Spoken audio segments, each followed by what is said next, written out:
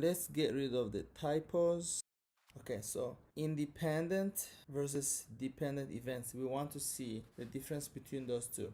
So find the probability of getting a tail after tossing a coin and rolling a number greater than 4 on a 6 number cube. We have probability of 1/2 to get a tail and the probability of 2 out of 6 to get two numbers greater than 4 on a number cube, 5 and 6.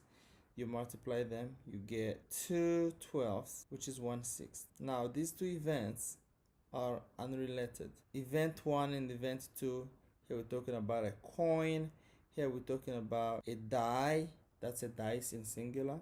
So these two are unrelated. Unrelated. So whatever happens here, whatever happens first, doesn't affect what happens after. Okay? Because you have a coin and you have a die, they have nothing in common, they don't affect each other. But let's look at a different situation here. In a class of 20 students, 5 come from the north of the city, 3 come from the west, 4 come from the east, and 8 from downtown. So if you randomly select students from the class, what's the probability that the first one will be coming from the north, the second one from the west, the third from the east, and the fourth from downtown? And remember, when you select them, you are not taking them back into the classroom. It's selection without replacement, which means once you take them out of the class, they don't come back. So let's see what happens. So the probability for getting somebody from the north is 5 because there are 5 of them out of 20.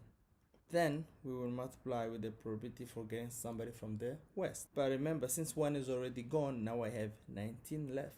So from the west, I have 3 students times the probability. Now look, 2 of them are already gone, so I have 18 left. From the east, I have 4 students from the east. And then finally, now after I take 3 students out, I have 17 left, and I have to choose out of 8 students. So you see that the number of students here, the number of total students here keep diminishing because I keep taking them out. This is event 1. Event 1 is selecting 1 student from the north. Event 2 is selecting 1 student from the west. Now, what happened here depends on what happened here before. The events are related. Events are related. So 480 over now 11628. That's a probability. Of course, it should be simplified, but we're not gonna go there. Let's think of another scenario. So what is the probability of getting a student from the west and then 2 students from the east? And then what's the probability for getting a student from the east, then 1 from the west, then another one from the east? Are they gonna be the same probabilities? Okay, let's see what happens. In my first case, I want to get a student from the west and then a student from the east and then students from the east. What is the probability? Again, remember, there is no replacement.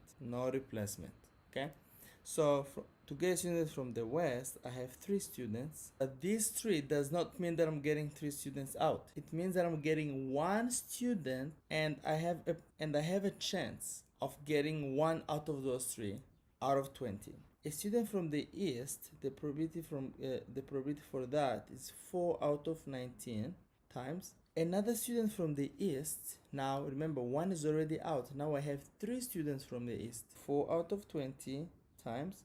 How about from the west? From the west, I'll be 3 out of 19.